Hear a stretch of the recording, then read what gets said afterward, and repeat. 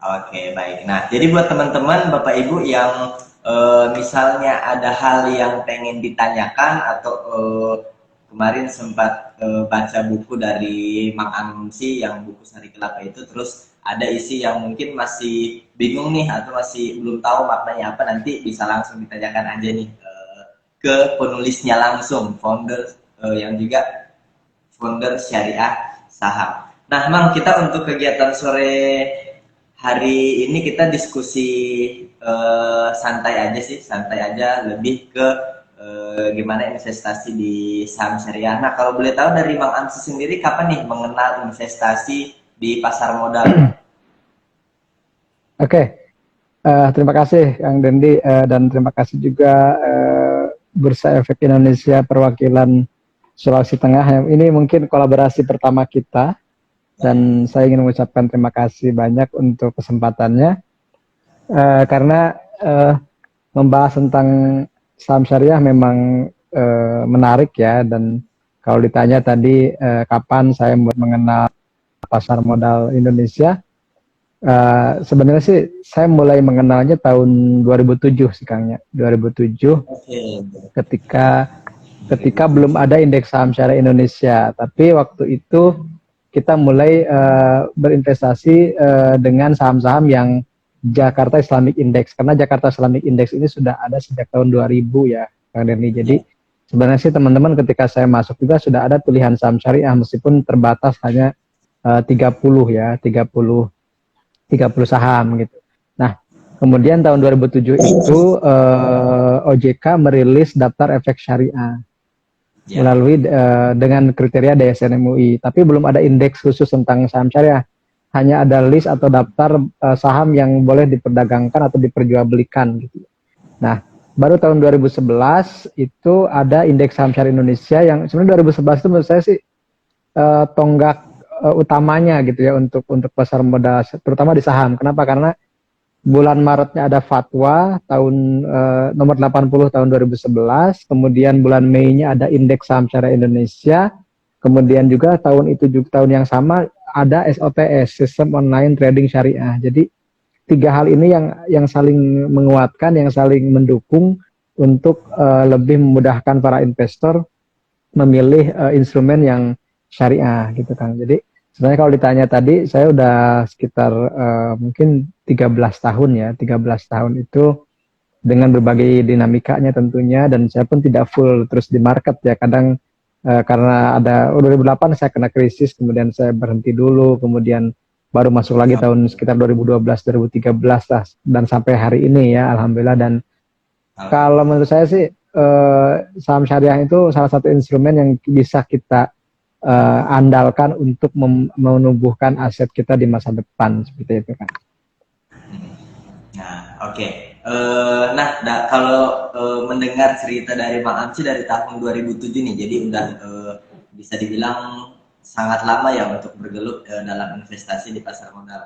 Nah, kalau kita tarik lagi ke belakang, mungkin kalau untuk hari ini, sekarang ini banyak orang yang sudah cukup familiar dengan saham syariah itu seperti apa, sistem online trading syariah itu seperti apa, indeks-indeks syariah itu seperti apa. Nah, pada kita flashback ke tahun 2007 nih, Mang. Apa sih yang menjadi landasan dari Mang Asmi untuk lebih memilih investasi di saham syariah dibandingkan dengan saham konvensional, Mang? Oke, sebenarnya sih awalnya kita tidak langsung di saham Kang Dendi. Jadi pertama kali saya mengenal investasi itu kan setelah menikah. Nah, setelah menikah kemudian saya baca-baca apa ya, baca pengalaman, juga baca pengalaman sekitar apa teman orang tua sekitar begitu ya, orang-orang yang sudah lebih senior dibanding saya. Kemudian saya melihat bahwa ada satu hal yang mungkin belum mereka siapkan, yaitu pensiun ya. Jadi kan kalau di masa pensiun itu harusnya menikmati hasil dari usaha kita selama kerja gitu. Tapi banyak orang yang masih belum menikmati itu. Nah, dari situ saya mulai belajar dengan istri saya. Itu saya beli buku perencanaan keuangan, saya pelajari sampai akhirnya berbagai instrumen investasi itu saya pelajari ya, mulai dari deposito, kemudian dari yang paling risikonya rendah sampai ke Ya. risikonya yang tinggi seperti saham ya. Dari mulai deposito, kemudian unit link, kemudian reksadana pendapatan tetap, reksadana pasar uang, reksadana campuran, reksadana indeks, reksadana saham, sampai akhirnya di saham. Nah, kenapa saya memilih dari awal pun saya berusaha reksadana pun saya beli yang syariah, karena saya melihat bahwa reksadana itu instrumen investasi itu selain harus menguntungkan juga harus menenangkan. Bagi saya sih syariah itu lebih kepada ketenangan, lebih kepada bagaimana sih kita menjalankan transaksi itu sesuai dengan ajaran yang diberikan oleh Rasulullah SAW seperti itu. Oke, sampai pada suatu momen tertentu Mang Amsi terpikirkan untuk membuat buku ya Mang ya. Ini kalau boleh tahu bukunya ini ditulis pertama kali pada tahun berapa nih Mang? Dan apa yang menjadi awal pemikiran oh saya harus buat buku nih. Nah seperti itu gimana Mang? Sebenarnya sih pas kita mulai ada komunitas ya Kang. Jadi mulai ada komunitas syariah saham kan sekitar 2015-an ya, 2015 di website, kemudian kita lebih aktifnya di Telegram waktu itu. Telegram Oke. sekitar 2016 tuh mulai rame, mulai banyak orang yang belajar sampai kita mengadakan beberapa gathering. Nah, di gathering yang kedua kalau tidak salah itu saya diundang waktu itu oleh Bursa Efek Indonesia Jawa Barat di Bandung. Nah, Oke. waktu itu ada sekitar 50-an orang ya, 50-an orang yang hadir. Dan setelah itu saya bilang begini, teman-teman nanti kita buat forumnya di Telegram. Saya namai Sari Kelapa ya, gitu kan. Apa Mang Sari Kelapa? Saham syariah kelas pemula, saya bilang. Karena kan kita masih belajar semuanya nih, kita buat aja saham syariah. Waktu itu nggak kepikiran membuat buku ya, Kang, membuat buku. Nggak Oke. kepikiran waktu itu. Cuman ketika saya mulai, kan waktu itu saya dari 2014 sampai 2015-an saya belum banyak bercerita ya, maksudnya belum banyak ngobrol di mana-mana gitu. Nah, mulai tahun 2016 ketika mulai sering diundang di komunitas, awalnya komunitas, kemudian di kampus, setelah itu regulator di OJK, di bursa, di berbagai tempat. Nah, saya mulai kepikiran, kayaknya yang saya sampaikan kan itu aja, sebilangnya yang materinya, kontennya tidak banyak berubah lah sekitar bagaimana mengenal investasi dan lainnya. Saya kepikiran gimana ya kalau apa yang saya pikirkan atau yang saya sampaikan itu dibuat menjadi sebuah karya yang bisa bermanfaat lama, ya mungkin ya bisa dibaca berulang-ulang gitu, bukan hanya slide presentasi gitu. Akhirnya saya mulai di situ mengumpulkan tema-tema yang menurut saya cocok atau yang sering saya sampaikan, saya tambahkan, karena kan kalau slide itu cuma gambar ya. Jadi yang gambar itu dideskripsikan gitu kan, yang visual itu kita deskripsikan menggunakan kata-kata, kemudian saya kutip berbagai pendapat ulama atau pendapat tokoh atau pendapat pakar di bidang tersebut. Akhirnya jadilah kumpulan-kumpulan tulisan yang masih acak gitu ya, yang masih acak. Oke. Sampai tahun 2019 kemarin itu ada yang japri lewat DM lewat Instagram gitu. Ternyata Bu Ima ini editor dari Gramedia. Jadi Mang, setelah acara Syariah Investment Week yang di main hall, waktu itu kan belum COVID ya, jadi masih waktu itu yang hadir di main hall itu 1.600-an kalau tidak salah. Nah setelah, karena ada datanya di akhir dimunculkan gitu, yang hadir di acara ini adalah sekitar sekian. Wah, saya juga kaget ya, ternyata banyak orang juga yang hadir waktu itu. Nah setelah acara event besar itu, ada yang japri gitu, Bu Ima editor dari Gramedia, dan sekarang jadi editor buku saya juga, terima kasih Bu. Beliau, Mang kami dari Gramedia mau ngajak kerjasama kan, Mang Amsi selama ini suka mengedukasi tentang saham syariah, gimana kalau dibuat buku. Nah dari situ saya mulai terpikir, gimana kalau yang kumpulan-kumpulan tulisan itu saya coba lengkapi gitu Kang. Waktu itu belum komplit sebenarnya, belum utuh gitu, cuman sebaran-sebaran file-file gitu. Akhirnya saya mulai rapihkan, saya mulai susun judulnya supaya sistematis gitu, supaya nyambung gitu kan, dari bab 1 sampai bab 5. Ya alhamdulillah, mungkin waktunya sih kalau misalnya ditanya berapa lama gitu ya, berapa lama itu mungkin cuma November, Desember, Januari, Februari, cuma 4 bulan gitu. 4 bulan penyelesaiannya itu 4 bulan, dan itu pun Januari itu full saya nggak ngerjain. Kenapa? Karena ada tugas offline yang tidak bisa saya tinggalkan. Jadi mungkin efektifnya cuma 3 bulanan lah sampai menjadi naskah yang siap terbit itu. Jadi sebenarnya buku tersebut karena dari dulu sudah ada dasar-dasarnya, saya tinggal mengumpulkan kembali, dikemas lagi, dan ditulis menjadi sebuah buku yang utuh gitu. Oke, nah setelah buku pertama terbit ini Mang, dan banyak juga masyarakat yang udah melihat. Ada nggak kira-kira dari Mang Amsi pengen nerbit lagi untuk buku yang keduanya nih Mang? Oke Kang, sebenarnya sih sebenarnya ini kan karena yang pertama pun itu rezeki ya dan anugerah dari Allah, karena saya nggak pernah menyangka sebelumnya gitu bisa menerbitkan buku. Sebenarnya saya sih udah ditunggu oleh penerbit untuk buku kedua gitu. Jadi Iya. bahkan sampai buku ketiga. Jadi sebenarnya kita itu Oke. punya rencana sampai buku ketiga, tapi karena kan harus ada jeda ya, ada jeda dari pesawat. Jadi kemungkinan buku ke satu tahun ini, buku kedua tahun 2021, buku ketiga tahun 2022, insya Allah kalau panjang umur gitu ya. Kenapa? Karena temanya sudah ada gitu, temanya sudah ada, lanjutannya sudah ada, gambarnya sudah ada, dan penerbit sudah siap menerbitkan, alhamdulillah. Jadi saya sih tinggal meneruskan aja, dan sampai sekarang pun sih sebenarnya belum banyak yang saya tulis di buku kedua gitu. Karena saya juga memikirkan buku kedua ini kayaknya jangan terlalu tebal deh, karena kan saya nggak nyangka kalau buku pertama itu ternyata 320-an halaman Kang, dan itu berimbas kepada harga bukunya yang lumayan mahal gitu kan. Jadi mungkin orang mau beli itu, wah ini bukunya tebel gitu kan. Kalau bukunya tipis-tipis kan biasanya orang mau beli gitu. Tapi sekarang sama teman-teman kita bisa baca bukunya bukan dari yang fisik aja ya, tapi kita juga bisa lewat e-book atau lewat Google Book, lewat Gramedia Digital. Jadi mereka si Gramedia ini membuka berbagai platform gitu, bukan hanya yang hard book atau buku fisik, mereka juga buka buku elektroniknya. Dan mungkin karena baru dibuka, yang digitalnya itu masih diskon, kalau nggak salah masih diskon. Jadi teman-teman bagi yang tidak belum berkesempatan membeli buku fisiknya, karena kan di sebagian kota memang ada yang sudah habis gitu ya, atau misalnya restock gitu. Nah kalau yang online itu kan bisa dibeli waktu itu juga, dibaca waktu itu juga. Kalau yang offline itu harus ke toko atau misalnya lewat kurir, dan nunggu dikirim seperti itu Kang. Oke. Nah, kemarin saya juga coba pas tahu ternyata Mang Amsi penulis buku dari Sari Kelapa, saya langsung berangkat tuh ke Gramedia. Cuman sayangnya untuk di Palu belum ada tuh Mang bukunya. Jadi kemarin bukunya harus Ya, ya. mesen online. Nah, jadi penasaran sama isi dari buku Sari Kelapa ini, Mang. Mang Amsi apa sih pembahasan dalam buku Sari Kelapa tersebut, Mang? Lebih dititik beratkan Oke. kemananya nih, Mang? Jadi gini Kang, tujuan utama buku itu sebenarnya sih bukan mengarahkan ya, mengajak orang memikirkan kembali tentang saham syariah. Pertama sih di awal-awal itu mengajak orang refleksi apakah kita penting berinvestasi gitu kan. Kemudian jadi saya gini, setiap akhir bab itu saya ada pertanyaan retoris, pertanyaan yang kembali ke pembaca. Apakah saya sudah layak berinvestasi atau saham itu cocok untuk saya? Nah, gitu kan. Jadi dari di awal itu sudah saya berikan dulu pemahaman bahwa saham itu mungkin tidak tentu cocok untuk semua orang, belum tentu cocok untuk semua orang.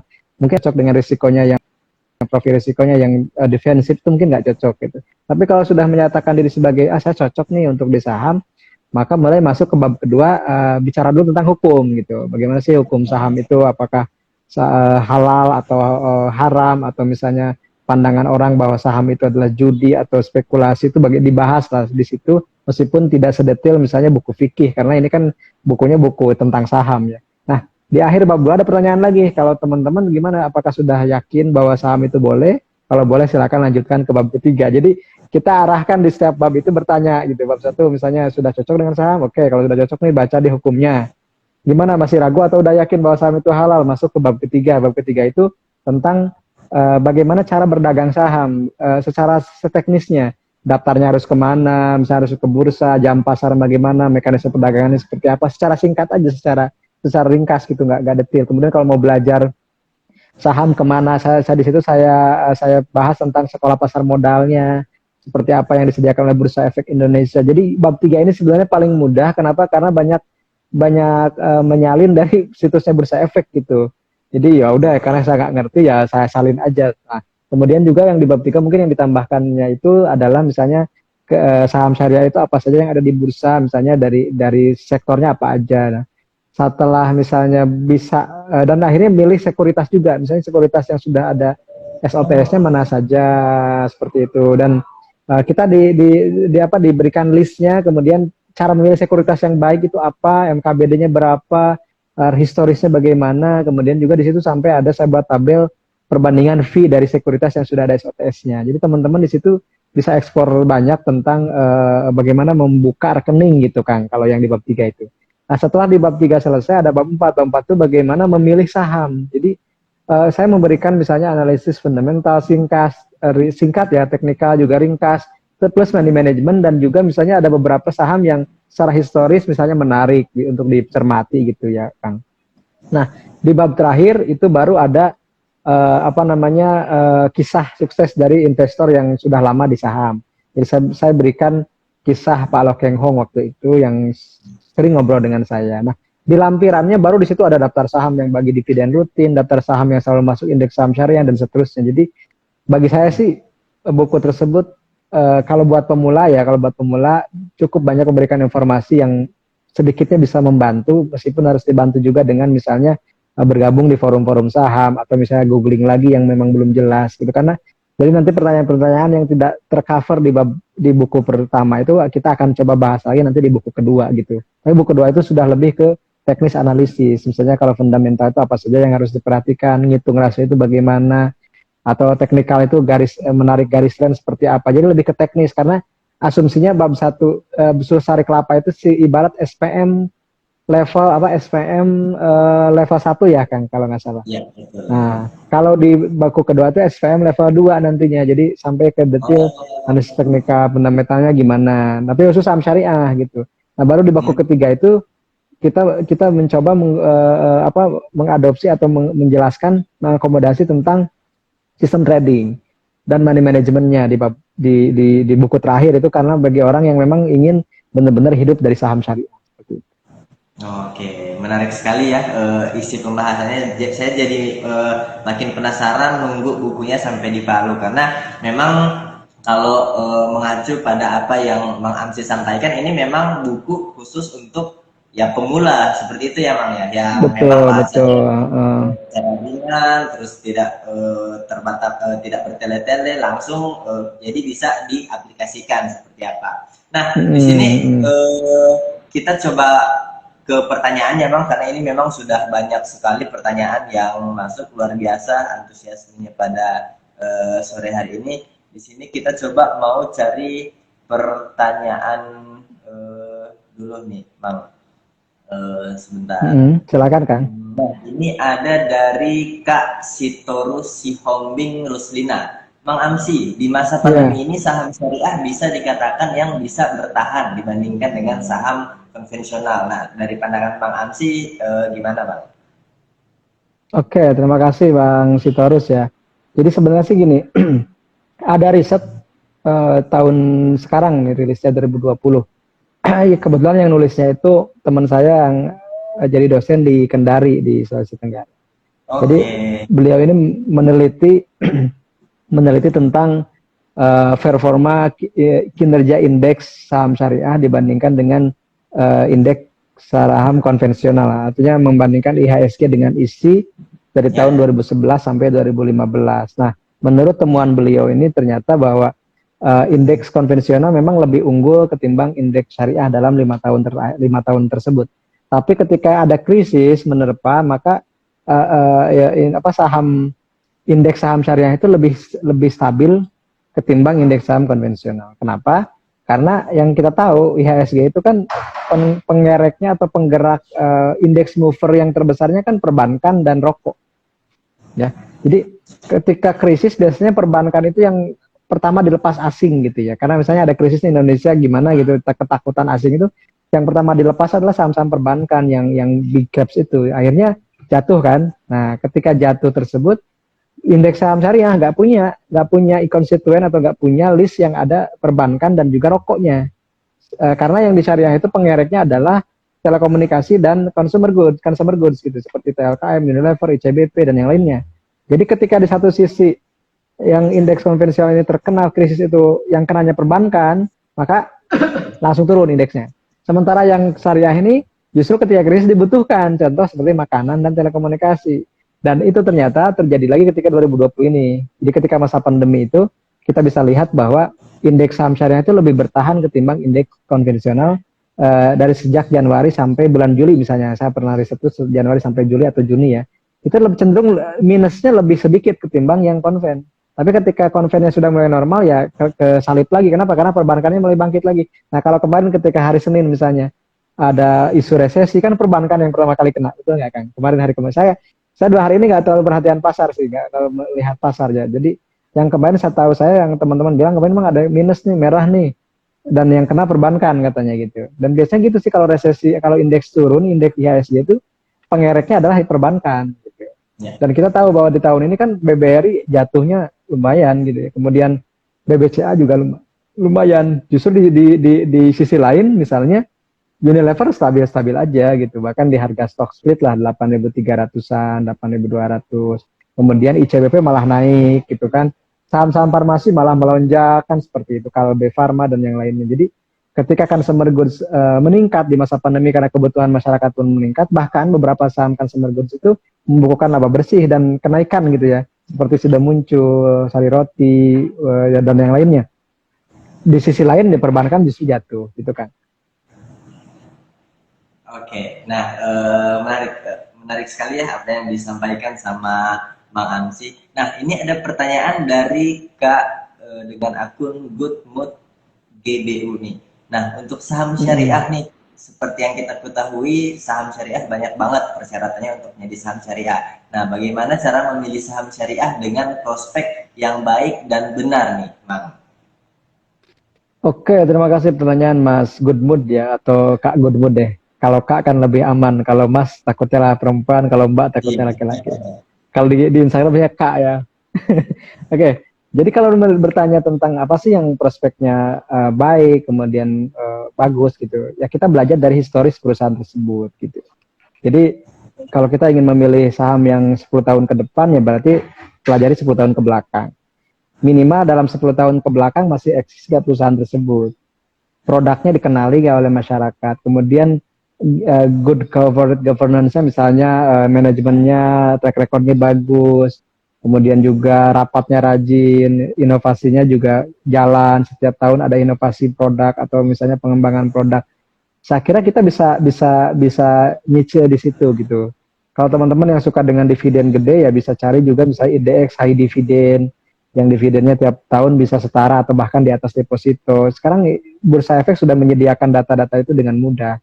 Nah kalau saya sendiri sih, saya akhir-akhirnya saya sering bikin video misalnya video perusahaan yang dividennya menarik gitu dan ternyata rata-rata munculnya kalau dividen itu dari sektor batu bara misalnya dividennya di atas 10%-an rata-rata atau di sektor properti juga ada. Nah, kalau consumer good itu biasanya kecil kalau dividennya tidak terlalu besar, cuman dia dapat di pertumbuhan, jadi growth-nya dapat untuk yang masih bertumbuh ya misalnya Ultra Jaya yang susu ya, yang Ultramil itu kan labanya terus tumbuh gitu, labanya cenderung tumbuh dalam 10 tahun terakhir. Kita bisa cek lagi di sudah muncul yang lainnya. Kemudian juga yang perlu diperhatikan adalah kekuatan aset atau modalnya terhadap utang. Kalau misalnya modalnya masih di atas utang, kita santai saja. Kenapa? Karena berarti perusahaan tersebut masih sehat.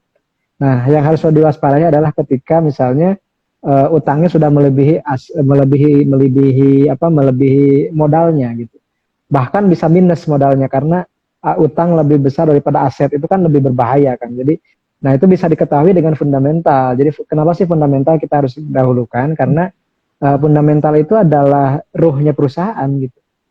Jadi ketika kita milih sebuah saham dari tahun 80-an sampai sekarang mana yang masih eksis, kemudian produknya tetap ada, harganya juga menarik, nah kita bisa cek. Dan saya berani mengatakan bahwa untuk jangka panjang itu saham consumer goods adalah salah satu prioritas gitu. Saham-saham yang industri atau yang produknya di bidang makanan, minuman, farmasi juga itu adalah saham-saham yang secara jangka panjang menarik. Kenapa? Karena bahkan di masa krisis pun orang masih pakai, orang masih gunakan produknya dan itu terbukti di laporan keuangan kan.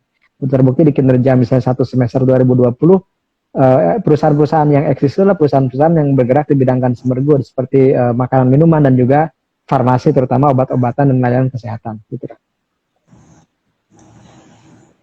Oke, baik. Jadi itu ya. Ini ada pertanyaan dari Kak Amali Aana underscore. Nah, ini sekarang kan lagi ada isu merger nih untuk perbankan syariah. Isu ini berpengaruh besar terhadap harga saham. Nah, isu ini berpengaruh besar terhadap saham nggak sih, Mang, untuk perbankan syariah nih, Mang? Oke, terima kasih. Sama tadi Mbak, eh, siapa tadi penanyanya, Bang? Amalia ya, Mbak Itu Amalia. dari Kak Amaliana. Amaliana, oke. Jadi gini, Kak, jadi perbankan itu ya sentimen pasti ada dan itu kan sudah terrefleksikan di kenaikan harga BRI Syariah ya. Mungkin Ya, teman-teman betul. yang punya dari harga 130-an sekarang kan lagi panen besar gitu ya. Harganya melonjak hampir 8 atau 7 kali lipat gitu ya. Nah, tapi kan ada juga orang yang ya hanya trading di saham itu gitu, bukan bukan apa ya, bukan keep gitu, bukan buy and hold, bukan gitu, tapi mengikuti iramanya. Kalau naik kemudian ikut jual dulu, kalau turun dia dia dia lepas dulu, nanti di bawah beli lagi ya kan. Ada yang memanfaatkan juga riaknya seperti itu. Nah, itu juga bisa jadi salah satu isu ya, bahwa merger bank syariah itu menjadi salah satu penggerak harga dari saham-saham perbankan syariah yang dua sih, BTPS sama BRI Syariah. Tapi BRI Syariah ini yang lebih gencar karena dia kan bank BUMN ya, yang Ya, isunya memang lebih lebih apa lebih lebih terdengar gitu. Ya, kalau saya sebagai investor retail ya, saya memanfaatkan momentum itu ya sebagai tadi kita gitu aja ritmenya. Kebetulan kalau saya di BRI Syariah itu saya trading gitu kan. Jadi bukan invest dari seratusan, enggak. Pernah dari seratusan saya jual di 200, lepas dulu waktu turun. Jadi saya memanfaatkan. Kenapa? Karena gini teman-teman, kalau saya ini berbagi pengalaman aja. Sekarang teman-teman banyak yang nyesel, misalnya, aduh, Mang, saya nyesel nih jual BRI di 500 kok naik lagi ya ke betul. 1000 gitu. Betul nggak? Banyak yang Iya. sekarang ngomong gitu. Saya bilang, nyesel itu karena harga sahamnya naik. Tapi kalau harga sahamnya ke 300 pasti bersyukur loh. Jadi Betul. ternyata menyesal dan bersyukur itu kita yang mengendalikan, gitu, bukan oleh sahamnya. Nah, supaya tidak, kalau saya ini sharing pengalaman teman-teman dari saya yang pemula nih, karena kan sesuai dengan judulnya saham saya kelas pemula, saya juga pemula. Nah, sepanjang pengetahuan saya sih, kalau supaya kita tidak baper dengan saham, kalau naik ya beli lagi. Kan ini udah untung nih, katakanlah dari 100 ke 500 udah untung. Ah, saya cukup sampai 500 deh, karena kayaknya udah ketinggian gitu kan. Nah, kalau saya sih lihat juga teknikalnya, ternyata dia lagi turun dan ternyata dia nggak bikin lagi low yang baru, ya saya beli lagi, nyicil lagi di 500. Saya terakhir nyicil di 570 kan. Oke. 570. Kemudian saya lepas di sekitar 700-an, saya lepas sebagiannya, dan sampai sekarang masih ada. Saya masih keep BRI Syariah, dan di 1000-an saya juga pernah jual, di pas angka 1000 saya mengabadikan, saya jual BRI di 1000 pas gitu. Dan sisanya masih ada gitu. Sisanya saya biarin aja karena itu udah katanya udah labanya gitu. Dia mau naik ke berapa, mau turun. Tapi turunnya saya batasi gitu. Saya turunnya batasi pakai, misalnya kalau teknikal pakai moving average 5 atau 10 hari saya batasin, nah supaya tetap, karena sekarang saya pakai trailing. Kalau lebih ke teknis ya teman-teman, saya sudah pakai trailing stop lossnya itu sudah untung gitu. Dulu kan jadi stop loss nih, karena kita kan berdagang di saham itu. Nah, sekarang trailingnya itu sudah di 800 atau 900-an, yang kalau kena pun saya tetap untung karena dapat harganya di 500-an. Nah, jadi bagi saya sih manajemen seperti itu lebih harus dipelajari ya, karena itu berkaitan dengan modal kita yang kita pegang. Jadi kita tidak akan lagi menyalahkan rekomendasi orang, kita tidak akan merasa menyesal karena naik, karena nanyanya gitu aja. Kan bahasanya kalau di saham itu, tahu gitu saya nggak lepas, Mang, tahu gitu kan. Nah, supaya terlepas dari tahu gitu itu ya beli aja gitu. Nah, kalau misalnya balik ya tinggal di stop loss kan selesai gitu kan. Karena bagi kita menjaga modal itu lebih utama. Menjaga modal itu lebih utama dan harus diutamakan. Nah, oke. Nah, sepanjang Mang Amsi bertransaksi di bursa pasti kan udah merasakan untung rugi untuk transaksi saham. Yang Hmm. apa ya, pengalaman atau kesan yang mungkin apa ya, keuntungan yang pernah Mang Amsi rasakan itu berapa persen, atau kerugian yang memang udah Mang Amsi realisasikan itu berapa persen, Bang? Yang apa, kesan untung sama ruginya di investasi di saham, Bang? Oke, kalau kerugian saya pernah rugi sampai minus 80% dari modal ya, Kang. 2008 Oke. itu, 2008 itu saya pernah rugi hampir bangkrut lah, bahkan saya bisa sebutkan seperti itu ya. Kemudian kalau untungnya sih kan sering, jadi saya mungkin nggak bisa mengkalkulasikan, tapi intinya bagi saya sih pertumbuhan modal itu lebih utama gitu ya. Kita kadang untung, kadang rugi, tapi yang penting modal kita terus tumbuh. Misalnya dalam setahun ya setidaknya kita bisa unggul di atas IHSG pun sudah alhamdulillah gitu. Kalau sekarang IHSG minus kita masih bisa plus kan alhamdulillah gitu. Dan bagi saya sih target saya nggak muluk-muluk, yang penting asetnya terus tumbuh gitu. Karena gini teman-teman, kita fokusnya long long run gitu. Jadi kita mungkin kalau untung, saya pernah ratusan persen untung pernah. Satu saham misalnya dari harga 100 ke 300 saya pernah. Termasuk BRIS kan, misalnya dari harga, saya berulang kali sih kalau di BRIS ya. Dan yang terakhir itu yang benar-benar saya simpan itu ya harga terakhirnya di 500-an dan sampai sekarang saya punya gitu. Itu kan bukti berarti udah hampir 100% kan di BRIS. Nah, di saham lain juga sama. Kadang-kadang saya tahu, oh ini udah naik tinggi gitu. Seperti kemarin ada saham Campina yang punya anak-anak itu kan, saya simpan, saya cicil 200, tahu-tahu ternyata 300 tembus. Tapi sekarang udah saya lepas semua. Saya pindah rotasi sektor ke yang lain, ke properti yang lagi jatuh. Saya pilih yang bagus gitu kan. Nah, jadi yang bagi saya sih yang penting kita dalam jangka panjang ada pertumbuhan setidaknya tiap tahun terus tumbuh. Kenapa? Karena kalau saya sih tidak terlalu fokus pada ratusan atau berapa multi bagger atau apa gitu. Mungkin teman-teman saya lebih bisa lah ya menjelaskannya. Kenapa? Karena syariah itu kan pertama gak pakai margin kan. Banyak teman-teman, misalnya sebagian teman saya juga bisa untung besar karena pakai margin, pakai utang margin. Sementara kan saya nggak boleh. Jadi kalau saya modalnya 10 juta ya saya cuma bisa 10 juta belanjanya. Kalau teman-teman mungkin bisa 30 juta. Dan itu kan bisa menjadi leverage juga untuk menumbuhkan aset lebih cepat. Tapi sebaliknya pun bisa berbahaya juga. Jadi saya tuh cenderung lebih memilih aman gitu, hanya dengan modal yang ada karena itu memang syariah seperti itu. Jadi mungkin pertumbuhannya tidak terlalu fantastis dibanding teman-teman yang lain yang ada juga teman yang suka memperlihatkan portonya kan. Kalau saya sih malu gitu kan, kenapa? Saya kan investor kecil ya, kalau mereka kan miliaran, triliunan. Kalau saya kan cuma berapa juta gitu. Jadi kalau dilihatin, wah apa sih dilihatin gak rame gitu kan. Jadi kalau saya sih lebih fokusnya ke pertumbuhan aset saja sih. Oke, nah menarik sekali. Ini ada pertanyaannya yang mungkin juga pada beberapa waktu lalu masih banyak orang yang berpikir saham itu judi, Bang. Ini ada pertanyaan dari siapa ya? Udah tenggelam sih pertanyaannya dari Ibu. Coba ini pertanyaannya, bagaimana sih meyakinkan masyarakat yang masih berpikir kalau saham itu judi, Bang? Karena kan seperti kita ketahui bersama ya, kalau beberapa tahun yang lalu masih ada stigma ketika orang berinvestasi di saham itu cenderung ke judi, gambling dan sebagainya. Bagaimana meyakinkan nih masyarakat bahwa yang masih berpikir saham itu judi, gambling dan sebagainya, Bang? Oke, pertanyaan menarik Kang, dan itu sering ditanyakan. Kalau nanya ke saya suka membalikan pertanyaan. Jadi kalau saham dianggap judi, menurut Bapak Ibu atau menurut saudara, menurut Anda judi itu apa? Jadi saya memberikan kesempatan kepada mempertanyakan itu untuk menjawab dulu pertanyaan, menurut Bapak Ibu judi itu apa definisinya? Kalau sudah bisa menjelaskan, terus saya tanya, terus di mana letak judinya saham? Jadi saya biasanya ngobrolnya resiprokal gitu. Jadi misalnya kalau dia mengatakan itu judi, terus menurut Bapak judi itu apa? Nah kemudian setelah didefinisikan, kalau begitu apakah saham menurut Bapak judi? Nah kalau memang diyakini ya udah Pak, tinggalkan aja. Karena kan dalam satu hadis dikatakan tinggalkan yang meragukanmu gitu. Jangan sampai yang meragukan itu menghantui kamu terus. Nah kalau saya sih gampang gitu. Di mana letak judinya? Ketika kita saham itu adalah akan jual beli, gitu. Karena kita nggak taruhan di saham. Kalau taruhan kan gini Kang, saya sama Kang Dendi nih nebak hasil champion kemarin nih, katanya Munchen versus PSG ya. Misalnya menurut Akang menang Munchen, kata saya menang PSG gitu. Kemudian kita taruhan, Akang 500.000, saya 500.000. Nah kemudian siapa yang menang dapat dari yang kalah kan? Jadi misalnya itu kan taruhannya 1 juta. Ketika Kang Dendi menang karena Munchennya menang, maka Kang Dendi dapat 1 juta. Nah 1 jutanya Kang Dendi itu sayanya hilang 500. Begitu kan?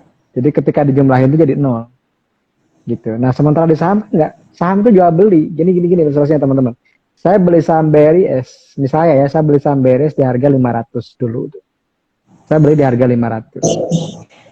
Kemudian gini, ada teman saya yang beli di harga seratusan gitu, 100 katakanlah 200, 150. Dia jual di 500. Nah, yang di 500 itu saya beli. Nah, saya beli, kemudian harganya turun ke 450. Pertanyaannya, ketika saya rugi ke 450, apakah itu milik teman saya? Kan belum tentu. Iya. Jadi ketika saya rugi itu bukan karena teman saya untung, bukan. Karena apa? Karena saya juga simpan kok, tidak dijual. Akhirnya saya untung di 1000 misalnya. Jadi kan tidak ada unsur gamblingnya gitu. Kemudian itu judi ya. Kemudian yang kedua ada yang menyebutkan bahwa saham itu spekulasi. Bagi saya gharor atau spekulasi itu adalah ketika kita tidak mengetahui apa yang dibeli.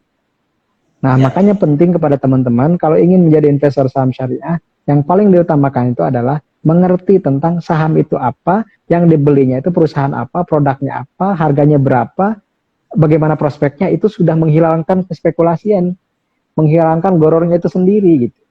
Jadi kita, kalau saya sih sekarang ya Kang, kalau saya sih cenderung mengabaikan orang-orang yang skeptis tentang saham.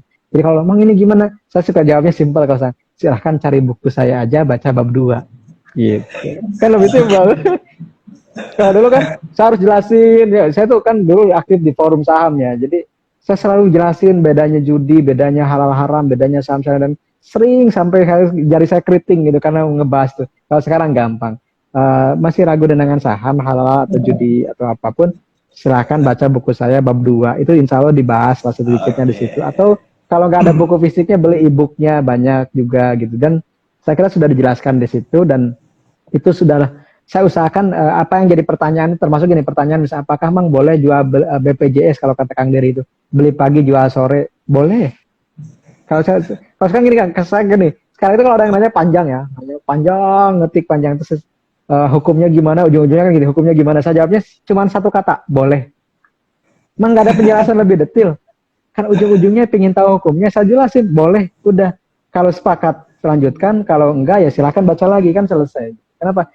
Karena saya sih, fokus kita di Syariah Saham itu bukan lagi berdebat masalah kriteria, bukan lagi berpanjang kata masalah judi atau misalnya halal haramnya, tapi kita ingin menjadi saham syariah ini penting loh, atau berpotensi loh buat menumbuhkan aset. Jadi kita lebih jadi gini Kang, ada orang yang sering yang suka gitu mempertanyakan bagaimana cara membuat ponsel, bagaimana cara fungsi dari Instagram misalnya.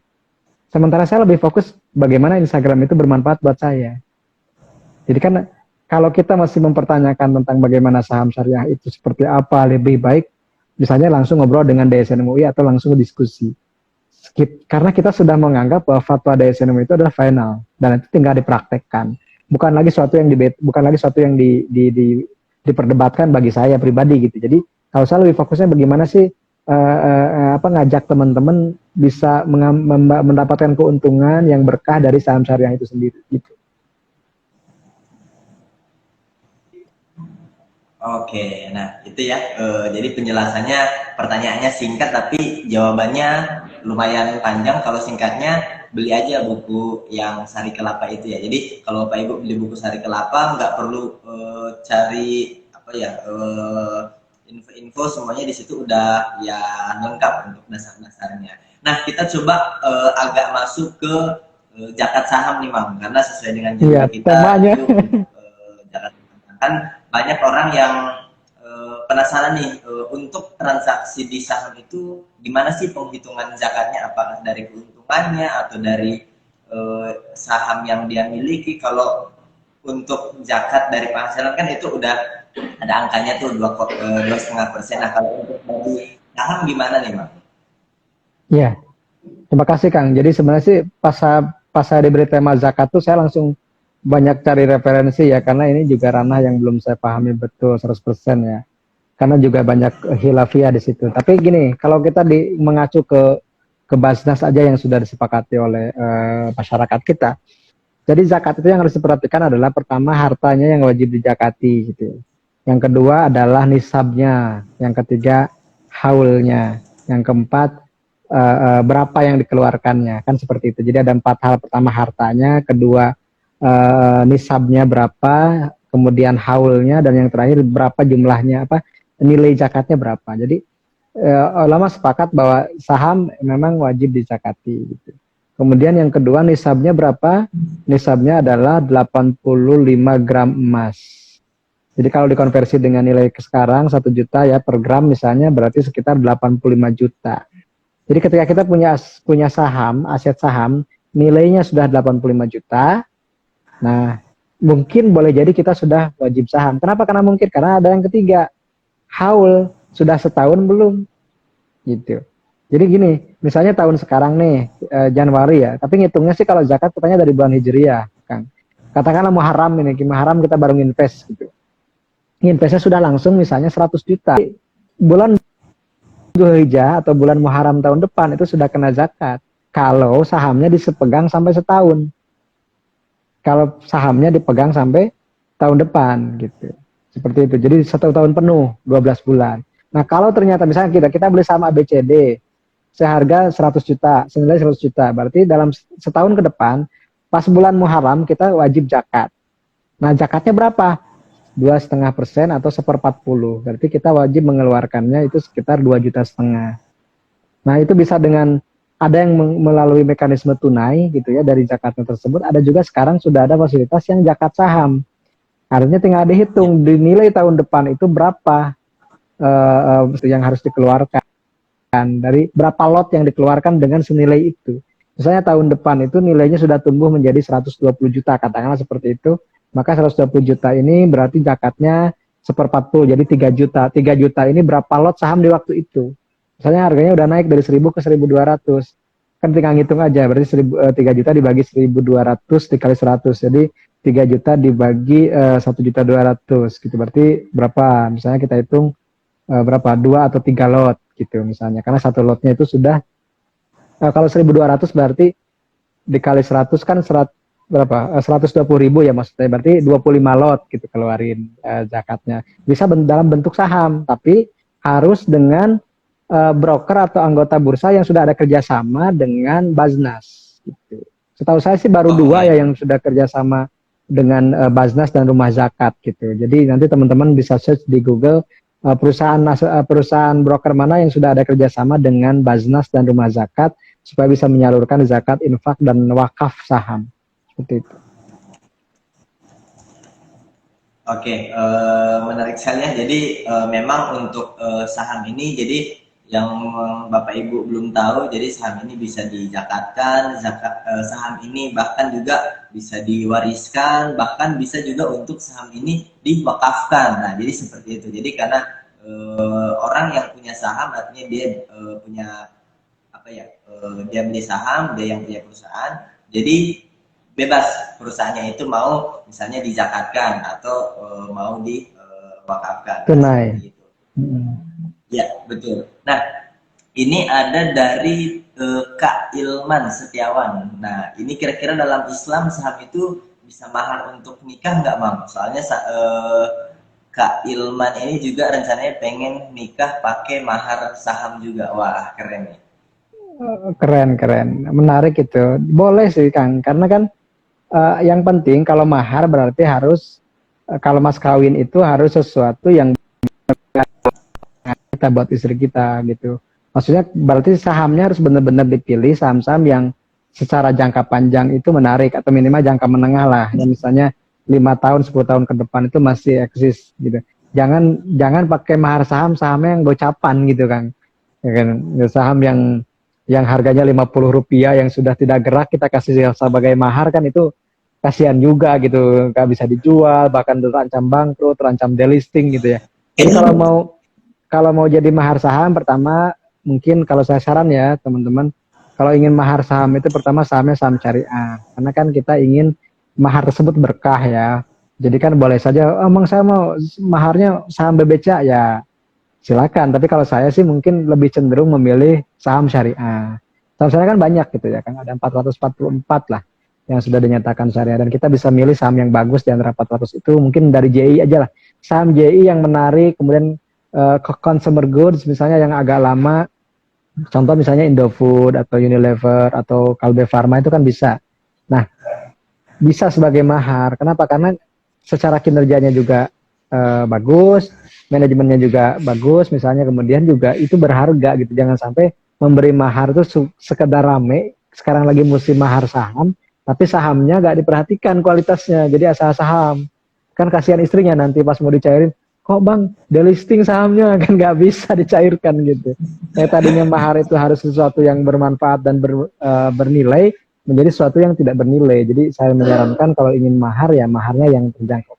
Dulu ada yang maharnya saham sudah muncul di harga 500-an kalau nggak salah. Sekarang kan sudah lumayan tuh 1.400-an ya. Jadi mungkin udah tumbuh maharnya bahkan udah tumbuh 3 kali lipat gitu.